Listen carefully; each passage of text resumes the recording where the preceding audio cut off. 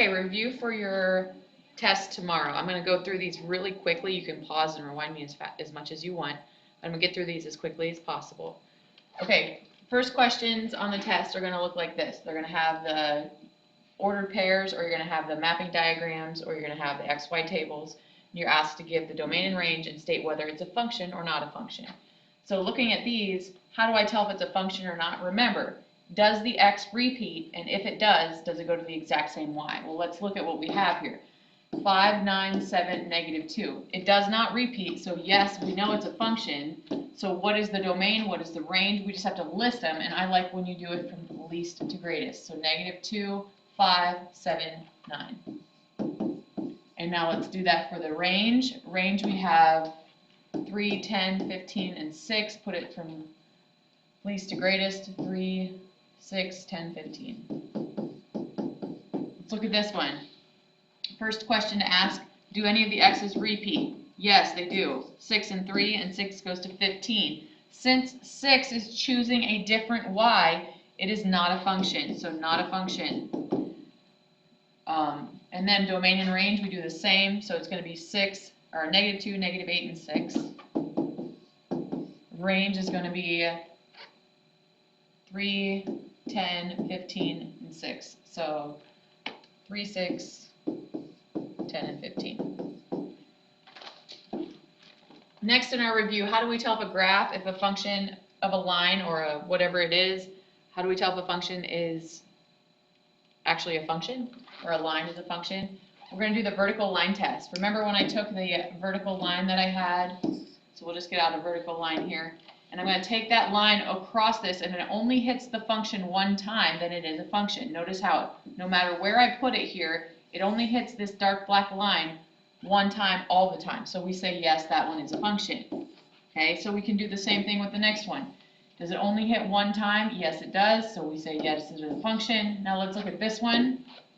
We go through. Right here, we can see that it hits twice. So we say, no, it's not a function. Okay, oops. Take that line down here. Going across here, does it hit only once? It looks like it might hit more than once, but since it has a slight slant or a slope to the line, we can say, yes, it is a function. This one, it's a function until you hit this spot right here. It actually hits 3 times in that spot. So we'd say, no, that one's not a function. And then, yes, this one is a function. So no and yes. Now, doing those same graphs, now we have to find domain and range. On the test, you're going to be asked to give domain and range in interval and in set notation. There's a spot for each one. So let's do that. So domain here, in interval notation, I'll just start up here so I have enough room. Interval notation, we can see domain goes -infinity to +infinity. And let's remember how to do that in set notation. We'd say x is in the x such that x is in the set of all real numbers, and since it is all real numbers and there's no restrictions, that's all we have to do. Same thing for range, okay? It goes down forever and it goes up forever. So we'd say it goes from -infinity to +infinity. Y is in the set, or y such that y is in the set of all real numbers, and there are no restrictions since it goes from -infinity to +infinity. Now let's look at this one. Okay, it never stops going left and it never stops going right, so it would look exactly the same as what this one looks like. Okay, I'm just going to copy and paste that one over here. Put that right here, since it goes left to right. However, if we look at the y, or how far down it goes, it stops. You can see this graph stops right there.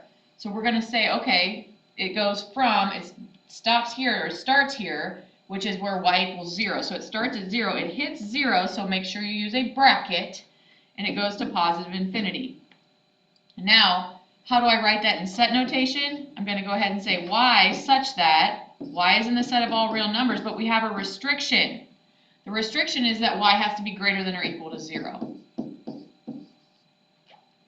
All right, I'll do one more here as an example, and then I'll give you the answers for these 3, so you can go ahead and try them on your own and then check them with the answer key.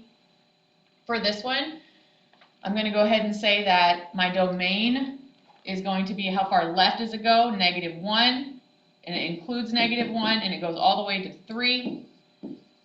And then to write that in set notation, it's x such that x is in the set of all real numbers. Oops, let me rewrite that.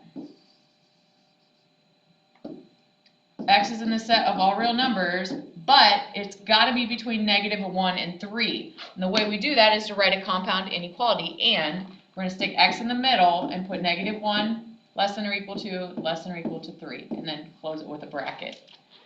And then finally, to do our range, it goes starts at 0 and it goes up until 4, and it includes the numbers, so we use brackets. And we'd say y such that y is in the set of all real numbers, and then we're going to put a restriction on it. It's only between 0 and 4. So you're going to go ahead and make a compound inequality to restrict it on both ends.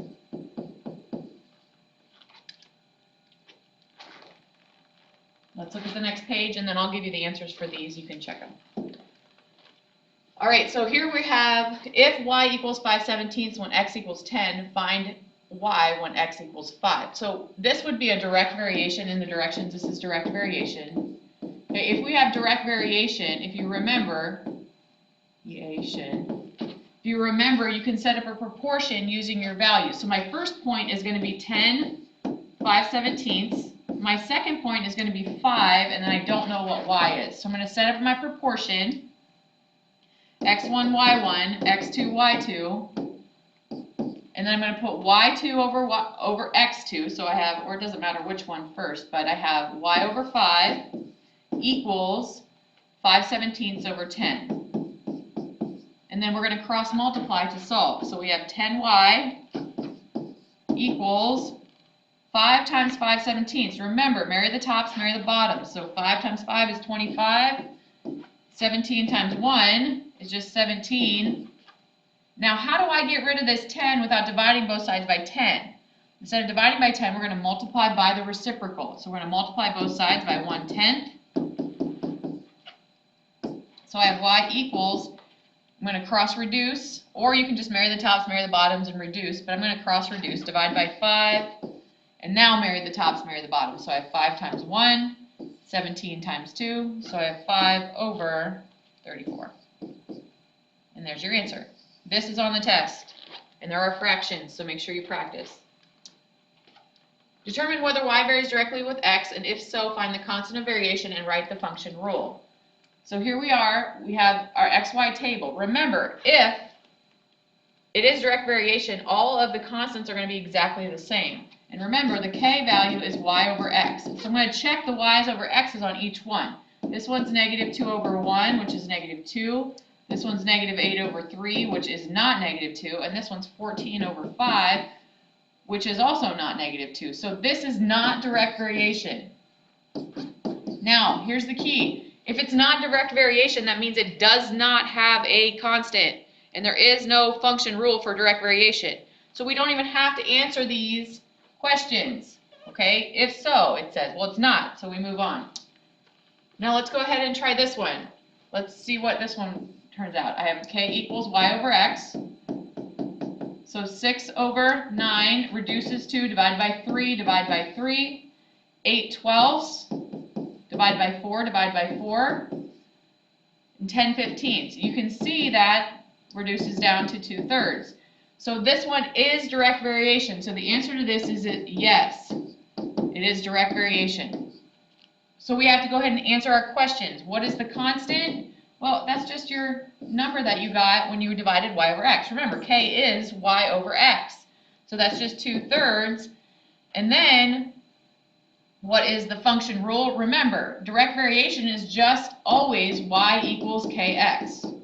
So I'm just going to put in y equals, plug in that 2/3, and you're good there. So there's my 3 answers, and I can move on. Determine the direct variation equation through the point 6, 5. Now remember, the 2 equations for direct variation that you need to know are k is y over x, and that y equals kx. So what am I given? Well, I'm given x and y, so I can go ahead and just find k. K is 5 over 6. That's my constant, so what's the equation? You're just going to take that 5/6 and plug it in for this k, and that's your equation, and that's it. So it's just y equals 5, 6x. Are the equations direct variation? So now we're given, but in order to find out if it's direct variation or not, we have to solve for y. So we're going to solve the equations for y. In this case, I want to get y by itself. So I'm going to subtract 3x from both sides to get y by itself. So I'm left with y equals negative 3x. How do I decide if it's direct variation? Well, does it go through the point 0, 0, or the origin? Is the y-intercept 0? Well, if you look, there's nothing here. So yes, it is direct variation because it goes through 0, 0. So we'd say yes, it's a line, and it goes through 0, 0, so it is direct variation. If we look at this one, once I add 6x to both sides to solve for y, I'm left with y equals 6x plus 2. Is this one direct variation? Does it go through the origin? No, the y-intercept is 0, 2. So this one is not direct variation. Find the line. Find the equation. I missed the word equation here. Find the equation of the line given the points. So we need to find first the slope, and then we need to plug in our information if we're not given the y-intercept to find the equation of the line. Remember, an equation of a line is always y equals mx plus b. So and then my slope is y2 minus y1 over x2 minus x1. And I can give you these equations tomorrow before the test, or you can write them down on your top of your test before you start. So here we go. We're going to label this x1, y1, x2, y2. Find the slope. So I have negative 6 minus 4 over 1 minus negative 2. Negative 6 minus 4 is negative 10. Plus 2 plus 1 is 3. Now I'm going to take the information that I know. I know the slope goes here, and I know one of these 2 points I can plug in for y and x so that I can find my y-intercept. I'm not given my y-intercept, so I have to find it. So I'm going to take one or the other, it doesn't matter. I'm going to take this one, x, y. You'll get the same answer either way. So I have negative 6 equals, m is negative 10/3 times y, or x is 1 plus b. So I don't need to multiply anything here, but I have to add 10/3 to both sides. Now pay attention here. We have a fraction. Multiply 3 times negative 6, and that gives me negative 18/3. And now I can go ahead and add those. Negative 18 plus 10, and if you're not sure, use a calculator, gives me 8/3, or negative 8/3, equals b. Now I have my slope and my y-intercept, so I'm going to write the equation of a line. Y equals mx plus b. I'm going to take my m is negative 10/3 x minus my b of 8/3. And that's how you find the equation of a line. Let's try it again. So now I'm given another one. So I need my slope equation, which is y2 minus y1 over x2 minus x1.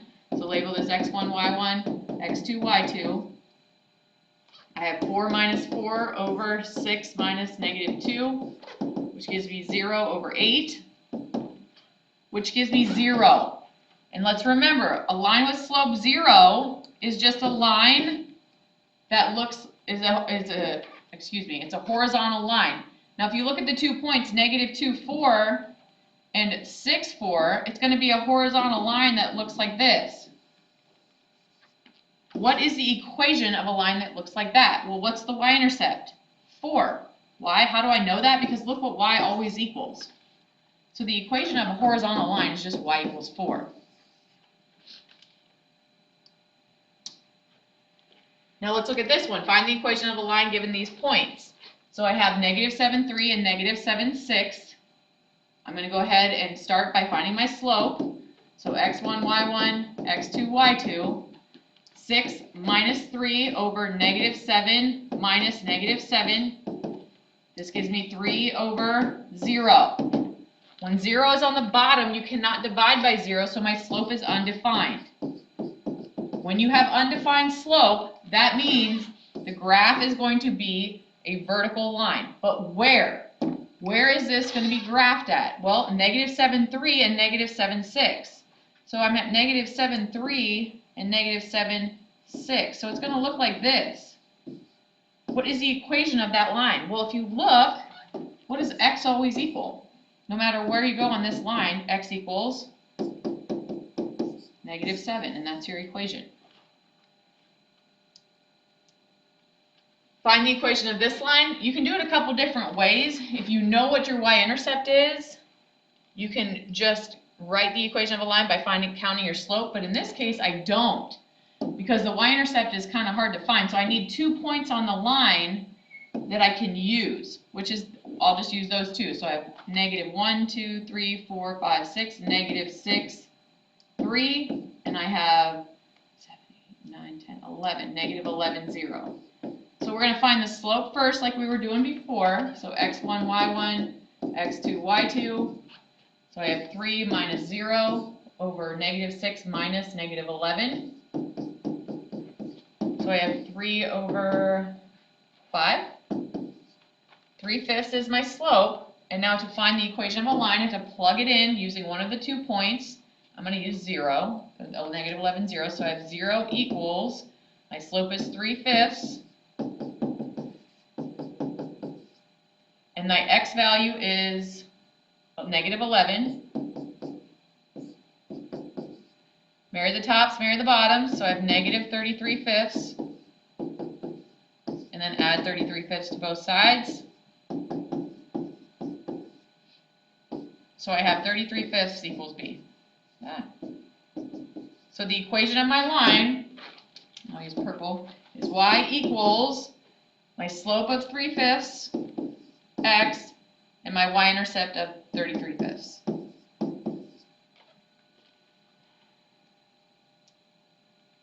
Find the equation of the line with m equal to 5 and the y-intercept 0, 3. This one is just a matter of understanding what you're looking at. M is your slope. Don't forget, m is slope. So you're just going to take this number and put it right in there for m. 0, 3 is the y-intercept. And no matter what the y-intercept is, the x value is going to be 0, so we're just using the y value in that case. So it's going to be 3. So I have y equals 5x plus 3. That's on your test as well. Find the equation of a line given the information. Use either formula. Actually, we're not going to use either formula. We're going to use slope-intercept. We're going to do point-slope formula Thursday. Okay, so the slope is 3/4 through the point negative 3, 5. So I know my slope, so I don't have to find my slope, but now I have to use the equation of a line to find my y-intercept since I'm not given the y-intercept. So y equals mx plus b. Take your slope, plug it in. So I have 3/4 here. This is x, this is y. So 5 equals negative 3/4 times negative 3 plus b. Now we can find our y-intercept. So 5 equals negative 9/4 plus b. Add 9/4, and remember the trick I told you when you're adding fractions to a mixed number. 4 times 5 is 20/4. 20 divided by 4 is 5. So 20/4 plus 9/4 is 29/4. Don't let the fractions get you down. You can do it. So now I have y equals 3/4 x plus 29/4. And there's your answer. Boy, I put a lot of these in there. All right, find the equation of a line with the given information. Use slope-intercept form. So we have our slope and we're given a point, so we're doing the exact same thing. It's the same kind of example we just did. So let's do it again. So we have y equals mx plus b. This is my m, and this is my x, and this is my y. So I have negative 5 equals negative 3 times 2 plus b. Negative 5 equals negative 6 plus b. This one's a lot nicer. There's no fractions. Negative 5 plus 6 is 1. So now, this is not my answer. The answer is the actual equation. What is the equation of the line? So you have to put it back into this and replace the m and the b. So y equals, m is negative 3, b is 1. That's your answer. If you leave this on the test, I'm going to mark it wrong. And that's it. Use your packet. There's an example of almost every single question on your packet that's on the test. And then watch this video as many times as you want for the test tomorrow.